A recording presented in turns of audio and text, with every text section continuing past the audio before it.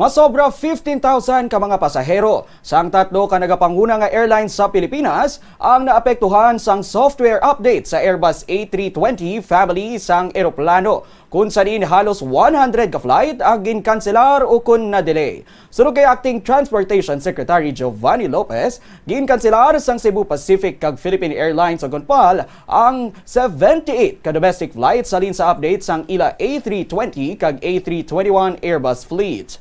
Dugang paniya, sa piyak sa mga tika nga ginahimo, nagalaom sila nga hindi na magtaas pa ang numero sang apektado nga pasahero kag makontrol na ang sitwasyon. Samtang ginreport man sang AirAsia sa ang pagka-delay sang pila ka flight, apisar nga gamay lamang ang epekto sang ila nga fleet. Suno kay Gomer Morial, Director sang Flight Operations sang AirAsia, isa lamang kay aircraft ang apektado. Ang aircraft nga ini ang nakalupad na kag compliant na. May 11 flights ang na-delay kag 1,545 ka mga pasahero ang naapektuhan.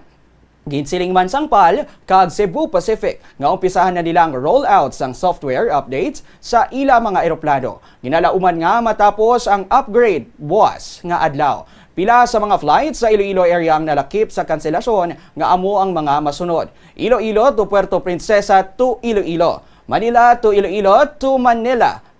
Sunod sa Cebu Pacific, napahibalo na ang apektado nga mga pasahero sang ini nga kanselasyon paagi sa email kagin panghatagan sang mga options paagi sa managed booking portal sang Cebu Pacific website.